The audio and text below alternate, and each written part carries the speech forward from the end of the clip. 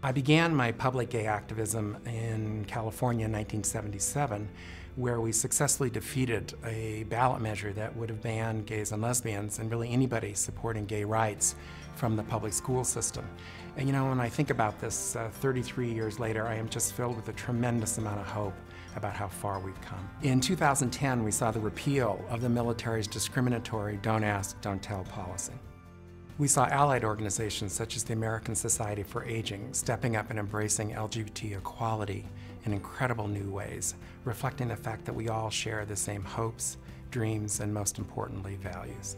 We saw a dramatic increase in support nationally for the freedom to marry for lesbian and gay couples. And we saw a major expansion in state and local protections for lesbian, gay, bisexual, and transgender persons, even in historically conservative states such as Utah. None of it would have been possible if not for the incredible leadership of LGBT organizations, many of whom have been at this work for decades, as well as an increasing number of allied organizations. And it wouldn't have been possible without people being willing to stand up, share their stories, and demand equality.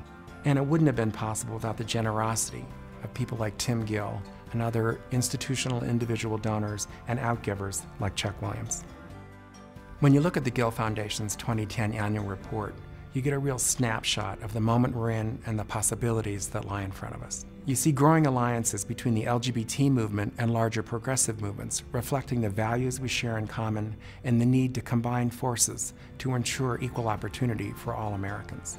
You see an emphasis on funding at the state and local level to take advantage of immediate opportunities to improve the lives of LGBT people everywhere, and continuing commitment to our home state of Colorado. And finally, this incredible opportunity we have to work with an administration in Washington that is beginning to walk the talk on including LGBT people in all federal programs, policies, and funding. We have a lot of work in front of us. There are no legal protections for LGBT individuals or their families in over half the states.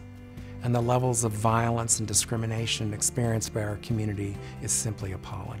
The economic security of many LGBT people is very precarious, whether that's because of employment discrimination, unequal access to federal safety net programs, or unfair taxation. We must persist in our demands, be bold in our vision, be generous, and be very open to new hearts and minds joining our movement for equality. When we see the images of gay and lesbian couples getting married, or soldiers openly and proudly serving our country, or teachers and parents standing up for their kids in our schools and communities, or the needs of our seniors recognized and taken care of, that's what makes this work such a privilege to do.